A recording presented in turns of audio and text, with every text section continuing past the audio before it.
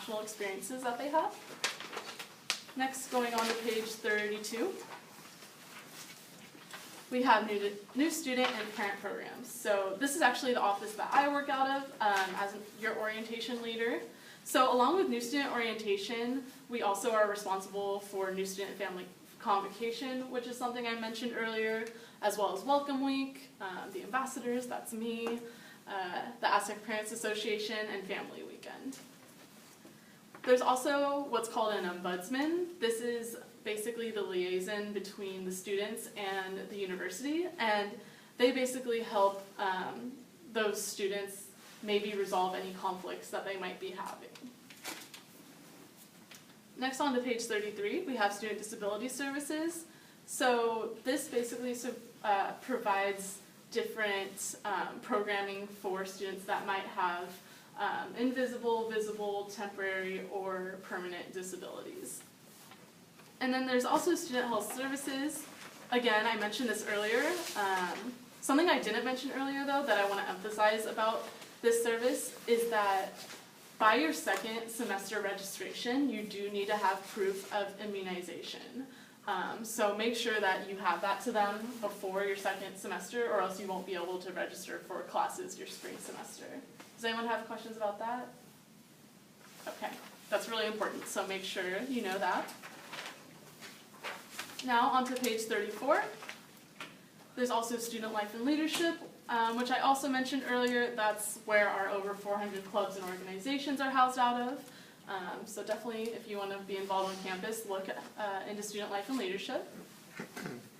And then next on page 35, they talk about student rights and responsibilities. I'm not going to go too into this. Make sure that you do know your rights and responsibilities as a student, because you will be held responsible for them. And then finally, we have testing services.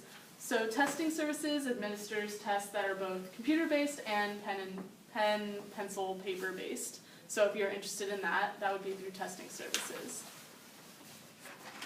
Now we're going to go ahead on to page 36 and talk about different programs and services at SDSU. So one is academic computing. So there are more than 2,000 desktops on our campus. So if for any reason you forget your laptop that day, or you just don't have a laptop, you can utilize any of those 2,000 desktops. And most of them are located in the Love Library.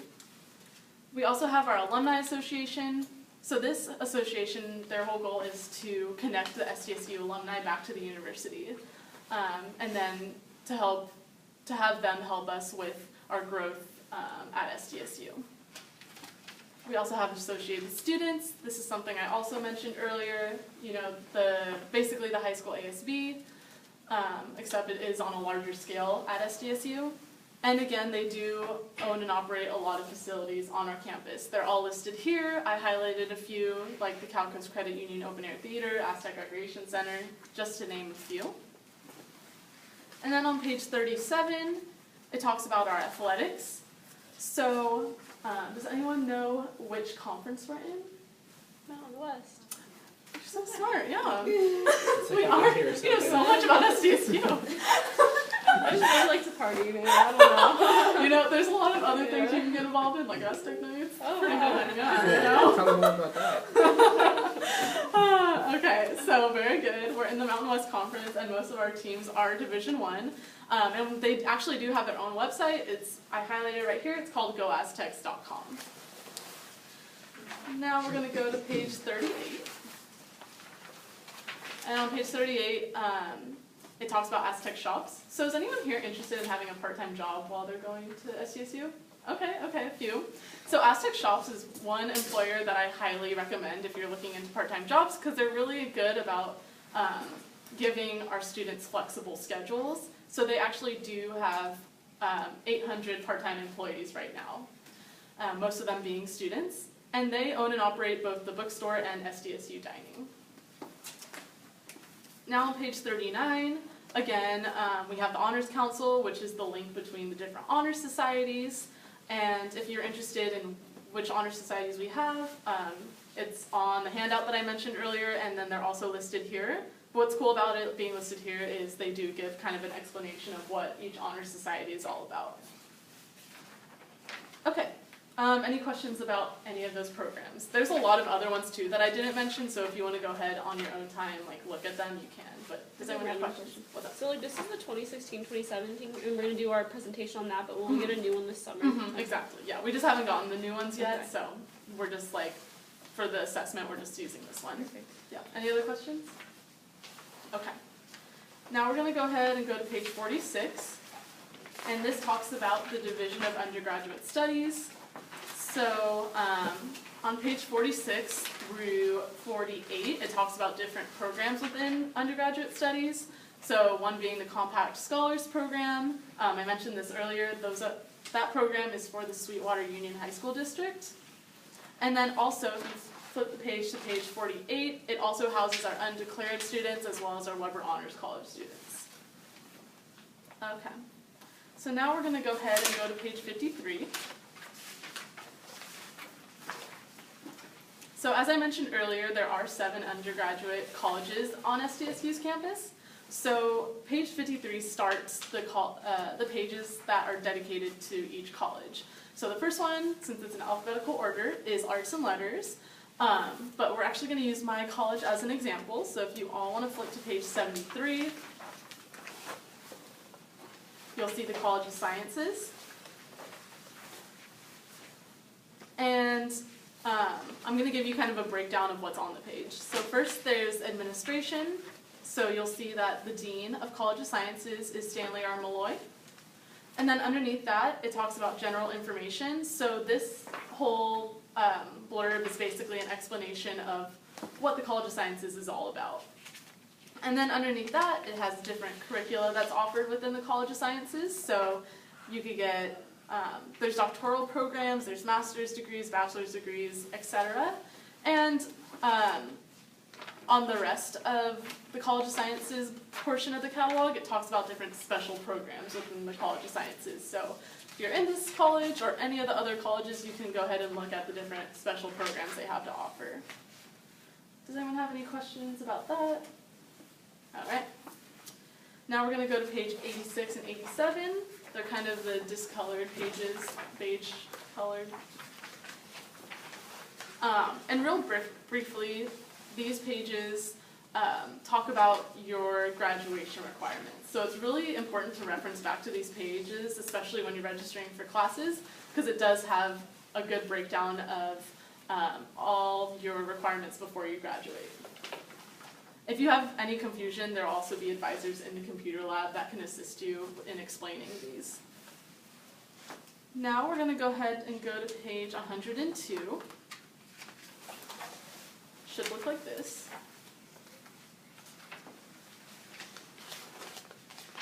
I'm going to check how we're doing on time.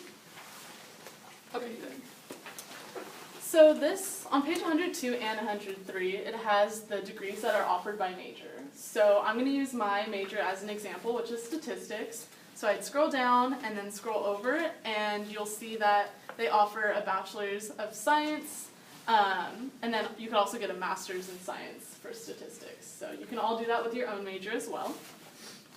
And then if you go ahead and turn to page 104, you'll see that we have different emphases and concentrations for different majors. So again, I'll use my major as an example. So I'm statistics, but I also have an emphasis in actuarial science. All right. Now we're going to go ahead and go to page 111. Page 111 talks more about the instructor-initiated drop policy. I already talked about this, so I won't go too into it. But again, just make sure you go to the first day of class. You won't have a problem if you do that.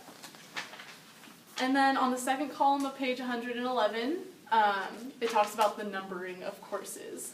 So you can read up on this anytime, but I'll go ahead and explain it real quick. So when you're registering for courses, if you see a course that's numbered 80 through 99, it doesn't count towards your bachelor's degree. It's more of like a developmental class. And then if there's a course numbered 100 through 299, it's lower division. So it's typically, but not always, but typically taken by freshmen and sophomores. And then if there's a course numbered 300 through 499, it's upper division, so typically taken by juniors and seniors. And then there's also sometimes classes that are 500 through 599 level, and these are also upper division, but they're also acceptable for advanced degrees who might be pursuing like graduate school. Okay, now we're going to go ahead and go to page 115. So on page 115, this starts the pages that are dedicated to each department and major. So again, it is in alphabetical order, so the first major you'll see is accountancy, but I'm going to use my major, again, because I love my major so much. So we're going to go to page 404, or 444, sorry.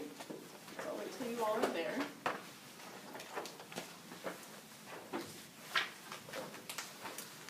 All right. So I'm going to give you a breakdown of what is on each major and department page. So first, of course, you'll see the major department, which in this case is statistics. And then underneath that, you'll see which college it's in, so College of Sciences in this case. You'll also see the location of the major advisor, as well as the telephone number for the major advisor. And then beneath that, you'll see a listing of all the faculty.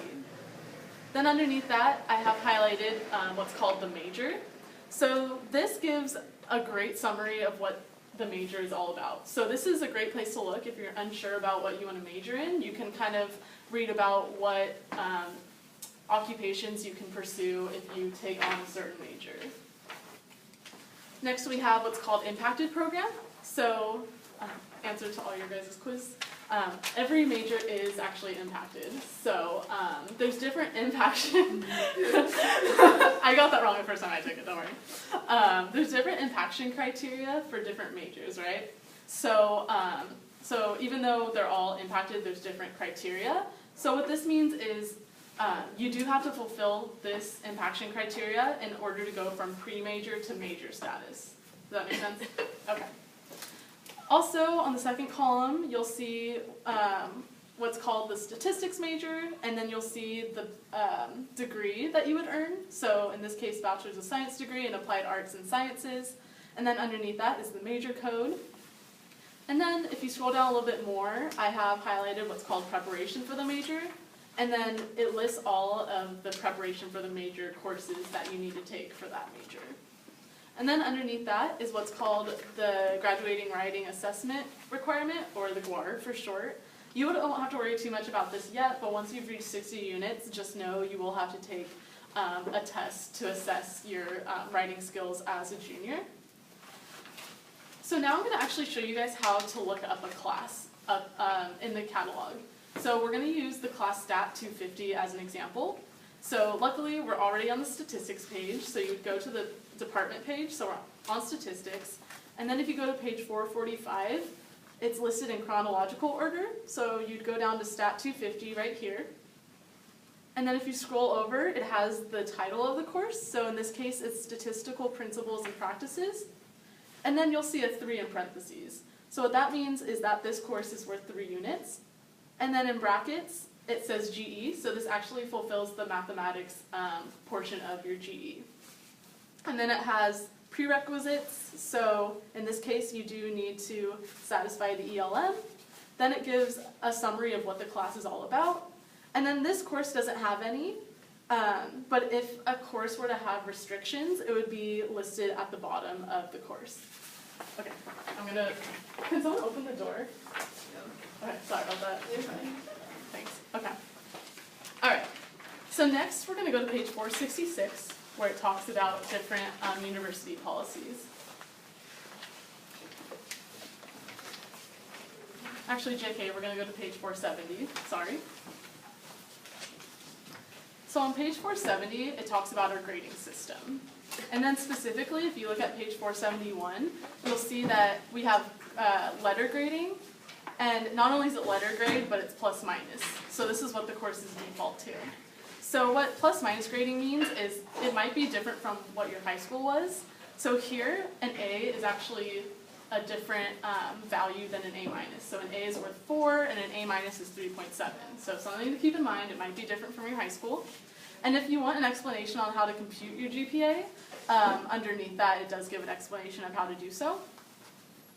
And then also on the second column of page 471, you'll see that if you don't want to take a class as a letter, you might have the option to take it credit, no credit. There are a few rules to this though that I'm going to talk about now. So you can't take